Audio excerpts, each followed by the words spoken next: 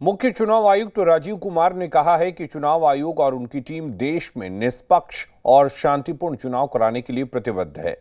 वहीं चुनाव के ऐलान के बाद देश भर में आचार संहिता लागू हो गई है।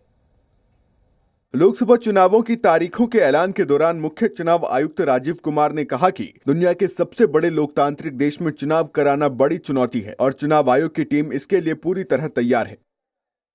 हमें ये विश्वास है कि हम एक यादगार, स्वतंत्र, निष्पक्ष चुनाव एक पर्व के रूप में सबकी भागीदारी के साथ सुनिश्चित कराएंगे।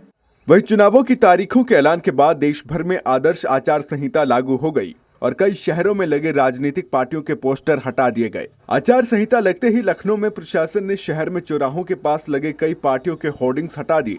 प्रयागराज में पुलिस और प्रशासन आचार संहिता लागू होने के बाद हरकत में नजर आया। शहरी और ग्रामीण इलाकों में पुलिस ने कई पार्टियों के होर्डिंग, पोस्टर और बैनर उतार दिए। अमेठी में भी आदर्श आचार संहिता लगते ही पुलिस प्रशासन सतर्क हो गया है। यहाँ संवेदनशील इलाकों में पुलिस और सीआरपीएफ के जवानों ने फ्लैग मार्च किया। इसके अलावा बिहार के शेखपुरा और मध्य प्रदेश के निवाड़ी में भी जिला प्रशासन के आदेश के बाद नगर पालिका ने आचार संहिता का पालन करते हुए राजनीतिक दलों के होर्डिंग, पोस्टर और बैनर हटा दिए हैं। चुनाव की तारीखों की घोषणा के साथ ही लखीसराय जिले में भी आदर्श आचार संहिता प्रभावी हो गई है। पूरे जिले में धारा 144 लगा दी गई है। डीएम रजनीकांत ने बताया कि शांतिपूर्ण और निष्पक्ष तरीके से चुनाव संपन्न कराने को लेकर जिला प्रशासन ने कमर कस लिया है। डीएम ने कहा कि पार्टी या संगठन के अस्थायी कार्यालय को छोड़कर किसी अन्य स्थान पर झंडा, बैनर लगाने और नारे लिखने के पहले अनुमति जरूरी होगी। वहीं ध्वनि विस्तारक यंत्र का इस्तेमाल रात 10 बजे से लेकर सुबह 6 बजे के बीच नहीं किया जा सकेगा। मतदान केंद्रों का सत्यापन चल रहा है।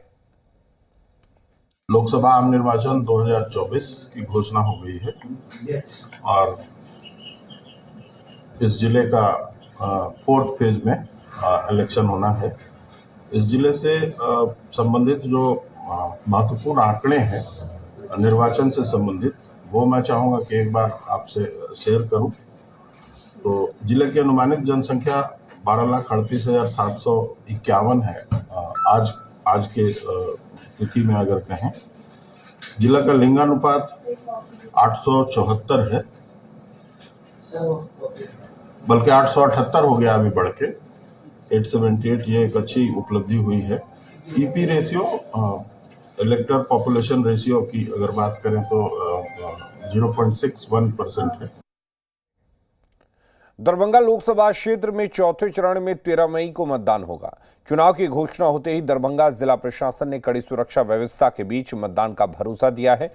दरभंगा लोकसभा क्षेत्र में कुल 6 विधानसभा हैं, जहां कुल मतदाताओं की संख्या 17,74,656 है, जिसमें पुरुष मतदाता की संख्या 9,33,122 है, जबकि महिला मतदाताओं की संख्या 8,41,499 है।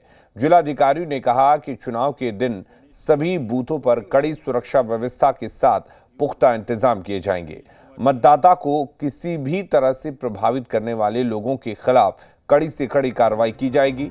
साथ ही ड्रोन के माध्यम से भी चुनावी प्रक्रिया पर नजर रखी जाएगी। चुनाव को देखते ही पुलिस भी कार्रवाई में जुट गई है। फरार अपराधियों को गिरफ्तार किया जा रहा है। जो दरभंगा जिला का पार्लियामेंट्री कॉन्स्टिट्यूएंसी दरभंगा और समस्तीपुर है, ये चौथे चरण में है। इसमें नोटिफिकेशन जो है 18 अप्रैल को है। Last date of filing nomination 25 April है। स्क्रूटनी ऑफ नॉमिनेशन 26 अप्रैल को है। Last date for withdrawal of candidature 29 April को है और 13 मई को हमारा निर्वाचन होना है और 4 जून को मतगणना होगा।